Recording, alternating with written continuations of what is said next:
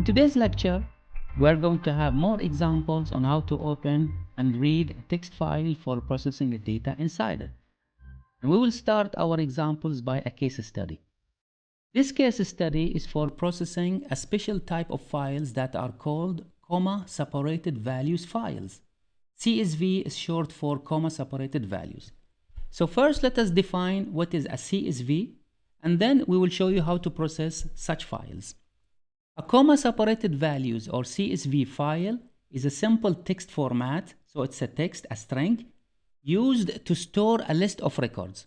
Usually if we have a file, each line represents a record. Now a comma is used as a delimiter, separators, to separate the fields. And there is another name for fields, it's called a column.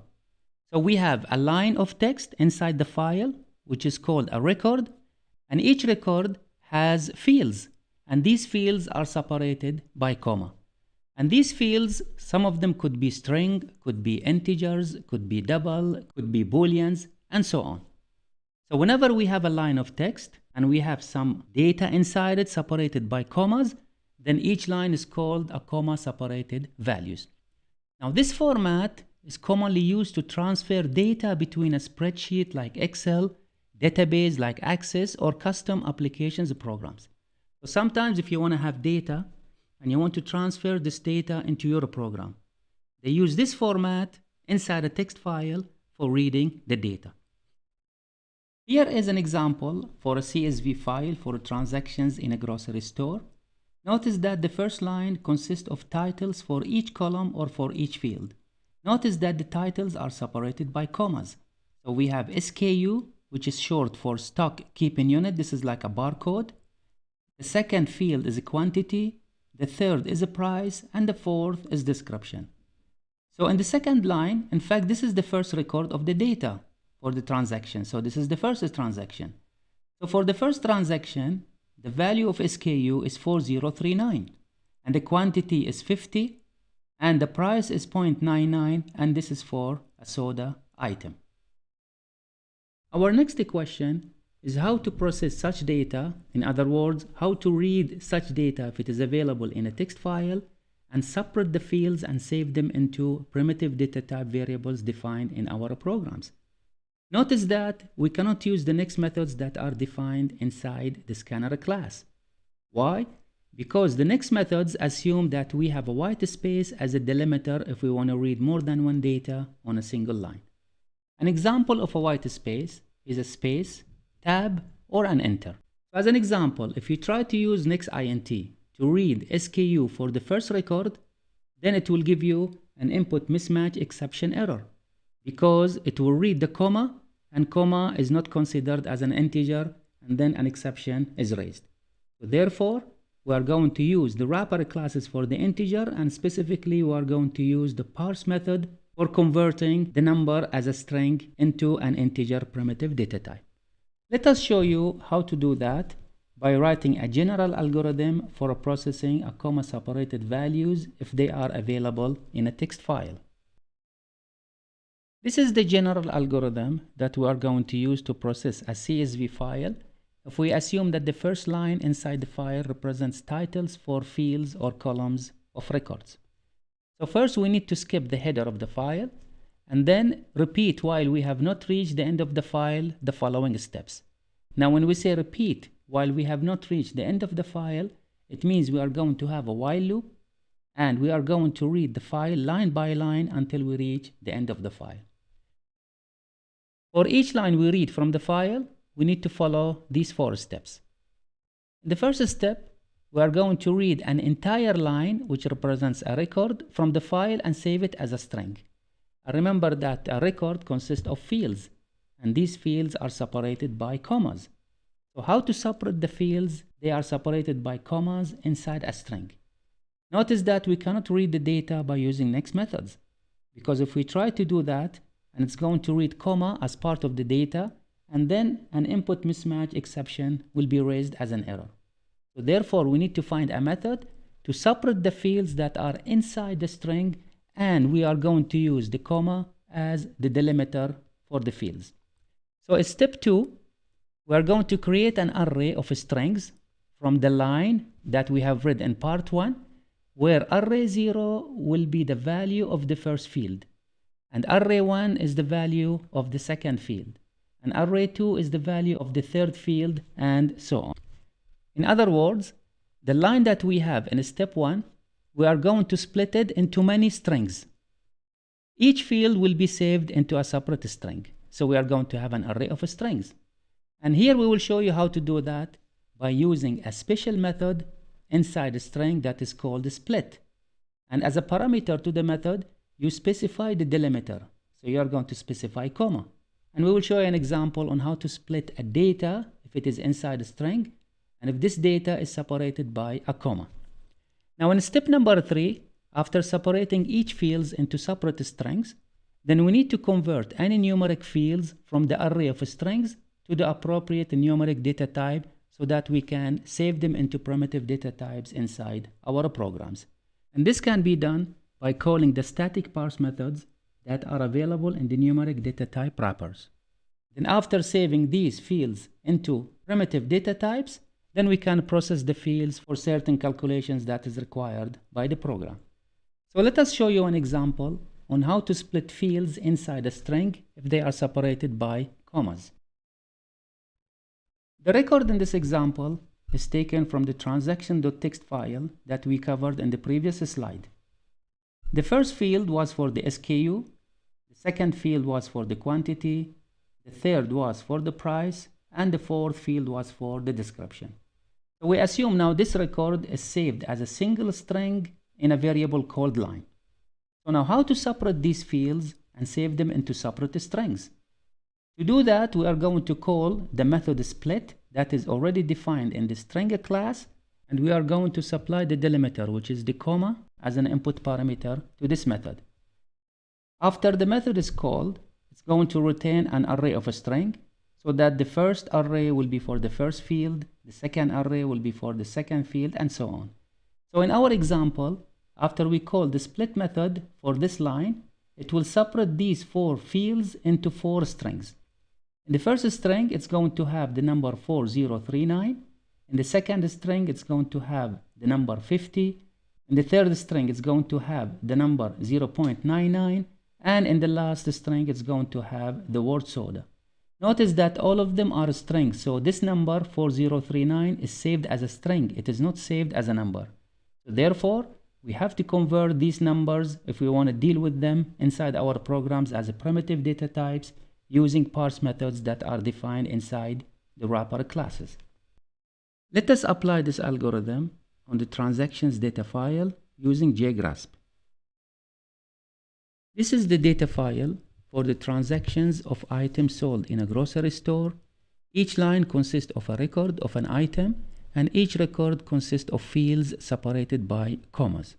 The first line represents the header of the file, and it represents the titles of each field. So when we read the data from this file, we need to skip the first line and continue reading the records from the second line. We have already prepared part of the program. The name of the class for this program is called Transaction Reader. We have defined the necessary data we need for our program.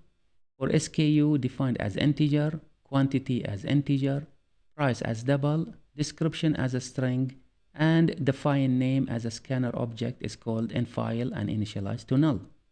In addition to that, we have defined a counter that counts the number of lines we are reading from the file. To start, we need to import the necessary classes we need in our program. So let us import these classes. First, we need to import findNotFoundException class, and it is in java.io. So we say import java.io.file.notFoundException, and then we need also to import the class definition for file, and it is also inside java.io. So we say import java.io.file, and finally we need to import the scanner class, and this is import java.util.scanner. After importing the necessary classes for our program, now we start writing the program. Since we are going to read from files, then we need to put the code inside try and catch block. So we will say try and here we're going to say catch, and the first catch will be for file not found exception, and the variable name for the exception will be called exp, and inside it we are going to display a message system.out.println. If there is a problem reading from the file or file is not found, then we need to display a message that says cannot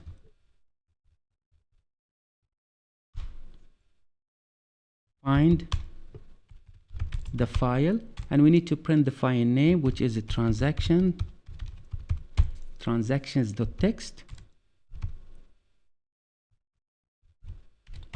and we will assume that this is the last line in our program and there is nothing after that, so there is no need to exit from the program. But for safety, we will say that we don't need to continue the program because the file is not opened successfully, so we'll say system.exit and 0 so that we can terminate from the program safely. So let us start reading from the file inside the try block. So inside the try block, first we need to open the file, and to open the file we create an object from the file class and supply this object as an input parameter to the scanner. So here we say nFile is equal to new scanner, and we are going to create an object from the file class inside the scanner constructor by saying file, and the name of the file is transactions.txt. Whenever there is an error opening this file, then an exception will be raised that is called find not found exception and will be caught by the catch block. Next, we need to skip the first line because the first line is the header line for the data. So we are going to skip it by saying nFile.nextLine. And I'm going to write a comment here, skip the header line. And then we need to write a loop that will continuously read the data from the file line by line. So we will say while, and for testing for end of file, we are going to use the has next line method, that is a Boolean method. So we say nFile has next line, and this will tell us whether we have a line to read in the file or not. If there's no file to read from the file, then it will return false, and then we will exit from the while loop. Now inside the loop, we are going to increment the variable for the line number, and this is called line number plus a plus, and then we are going to read from the file line by line. We are going to read each record into a variable called line, and how to read that from the file, we say nFile.nextLine. So now each record we are going to read from the file will be saved into a variable as a string called line. Because this line is a record, and we know that records consist of fields separated by commas, now we need to split these fields and save them into separate strings. And we do that by first defining an array of a string, and I'm going to call it field. And then we are going to call the split method of the string class. So we say line.split, and the separator or the delimiter is comma. So we need this method to split the line into multiple strings based on the separator comma. And after that, each field will be saved into a separate string inside an array of a string called field. So the first field will be for the SKU, the second field will be for the quantity, and so on. So let us parse those data one by one and save them into the corresponding data that we have defined in our program in this area. So first, SKU. So we say SKU is equal to integer dot parse int, and this will be in field 0 because field 0 is for the SKU. Next, we need to parse the quantity. So quantity is equal to integer dot parse int, and we will put field 1. And for the price, it's equal to double. This is the wrapper class, and then we call the parse method. So it is parse double, and we supply field 2 which is the third field inside this record. And finally, for the description, it is simply a copy of the field because it is a string, and we are going to save it into description, and description is already defined as a string. Seems that there is a small problem, and here this is supposed to be field 3, not 0. And also I'm going to turn on the line numbers for the statements inside the program. After reading the data from the file, we just want to show this data on the output screen. So here we are going to display a message, system.out.println, by saying how many items sold.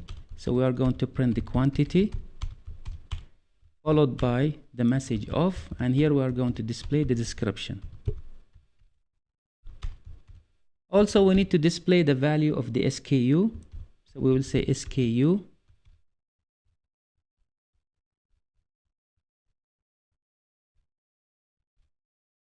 followed by the price, and this is the price for each item, so we are going to display the word each. So what will be printed on the output screen? Sold followed by the quantity of the item description, and we print the SKU value followed by the price, which is at a price for each item. Finally, we have already discussed before that for the parse methods, if the conversion was not successful, then those methods raised an exception, and the exception name was number format exception. So we have to put that into the catch statement so that whenever we have this error, we need to catch it and display a message. So we will say catch number format exception, and we are going to define the variable for it exp, and here we are going to display a message that there is a conversion problem. So system.out.println, and we will say problem with number conversion, and we would like to specify at which line, and this is why we needed that variable for the line number, and we will say line number to tell us exactly where this error has occurred. Now the program is ready, so we need to test it. We are going to run it. So there is an error. Seems we are missing one of the brackets. So let us run it again. And again we have another problem. Again we have a spelling mistake, and here it says number, so we have to put E. Again run it and see. And the program is running successfully. So let us see the output. As you can see, it has read all the items and displayed them on the output screen. Now let us try to check that how the parse method can raise an exception if the conversion is not successful. I'm going to go to the transaction file.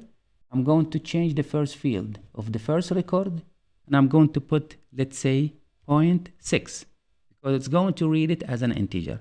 So we need to save the file. Now let's go back to our program and try to run it. And as you can see here, an exception has been raised, and it says a problem with number conversion at line number 1. But since our data, the first line is a header, now here when it says that line number 1, it is misleading. So we have to say that this is at line number 2 inside the file. And to change that, we simply go to our program, and instead of starting from line number equal to 0, we are going to start from line number 1. So let us run the program again. And as you can see now, it says a problem with number conversion at line 2.